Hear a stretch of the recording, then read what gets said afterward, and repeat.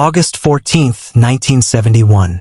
A university basement in California was quietly converted into a prison. 24 college students walked in, some as guards, some as prisoners. None of them knew what was about to happen. By day 2, one of them was locked in a dark closet, screaming. By day 4, another had stopped eating completely. By day 6, the entire experiment was shut down in horror. And here is the lesson that has been taught in every psychology class since 1971. Give a normal person power over another, and they will become a monster. 500 million people have learned that lesson. There's only one problem. Almost everything about it was wrong.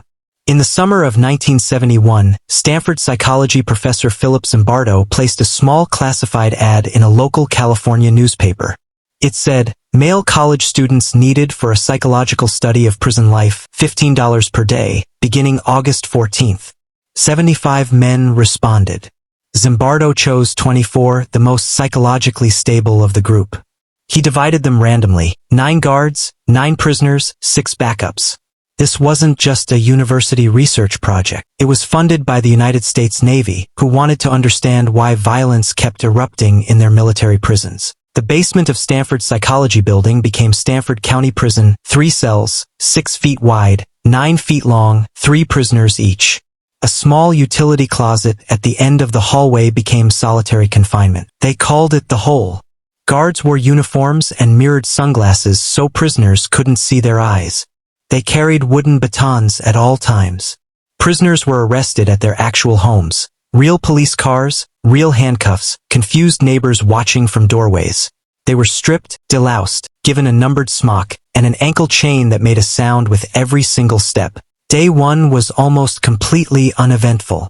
The guards felt awkward in their uniforms. The prisoners sat around and talked. After day 1, Zimbardo himself said, "There's nothing here, nothing's happening." Then day 2 arrived. The prisoners rebelled. They used a screwdriver to pick the cell lock, pushed bed frames against the doors, and refused to cooperate. The guards responded with escalating force. Mattresses confiscated. Prisoners woken at 2 a.m. for pointless roll calls. Made to do push-ups for forgetting their assigned numbers. When prisoners attempted to escape, guards used a CO2 fire extinguisher to stop them. Then came solitary confinement. By day 3, one prisoner began screaming from inside the closet. Prisoner number 8612, Douglas Corpy, 22 years old. His exact words, recorded on audio, "Jesus Christ, I'm burning up inside. I can't stand another night. I just can't take it anymore." When Corpy first demanded to leave, Zimbardo refused and sent him back to his cell. Only after 36 hours, when his condition became impossible to deny, was he finally released. This moment became the single most powerful proof that the experiment was breaking real human beings. And this is exactly where your textbook ends the story. And where the real story begins. In 2018, a French researcher named Thibault Letexier was given access to the experiment's complete archives. Audio recordings, day-by-day transcripts, and files that had never been made public. What he found on those tapes changed everything.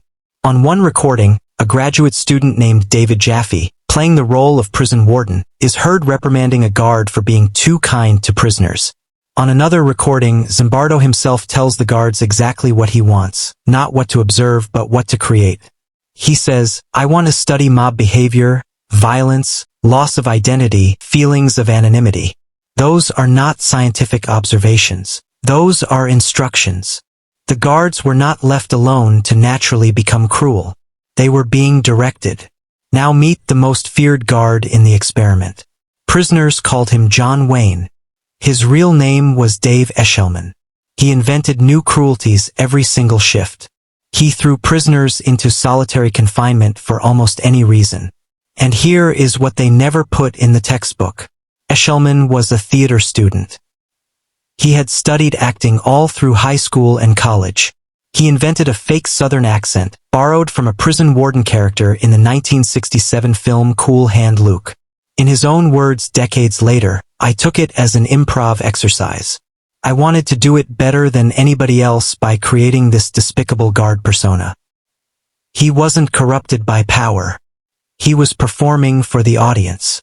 Now go back to prisoner 8612. The famous breakdown. The screaming that convinced the world this experiment was real. In 2017, Corpy gave an interview and said, "Anybody who is a clinician would know that I was faking." Here is what was actually happening. Corpy took the $15 a day job because he thought he'd have free time to study for his graduate record exam. When guards took his study materials, he had one goal: get out. He first faked a stomachache. The guards ignored it, so he performed a full mental breakdown. It worked perfectly. He walked out, went home, and studied for his exam. The single most powerful proof that this experiment was real was a performance. Does this mean nothing real happened? No, something very real did happen. And it is actually more disturbing than the original story. Look at what the actual records show. Most guards never became monsters. Many did favors for prisoners, brought extra food, let them sleep. Only one or two were genuinely cruel. And the cruelest one was performing.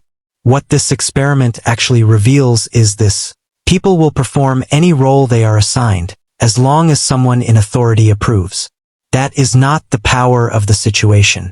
That is the power of obedience. In 2004, photos leaked from Abu Ghraib prison in Iraq. American soldiers photographed torturing detainees. And Philip Zimbardo flew to Washington, D.C. to testify in defense of one of those soldiers. His argument: the situation made him do it, and the experiment proves it. The soldier's sentence was reduced. A flawed, debunked experiment became a real-world legal defense for actual torture. Now here is where this reaches you personally. Think about the last time you behaved completely differently because of who was watching. The version of you with your boss. The version of you with your parents.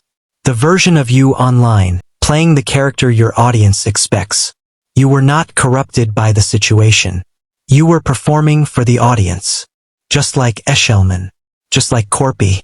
Just like almost every guard in that basement.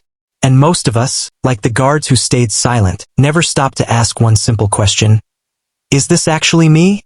Or is this just the character I think they want to see? Philip Zimbardo died in October 2024, at the age of 91. His experiment is still in textbooks, still being taught as fact. We don't need a prison to lose ourselves. We just need someone to tell us what role to play. If this made you see something differently, drop it in the comments. And if you want to see the experiment that made even Zimbardo look tame, that video is right there.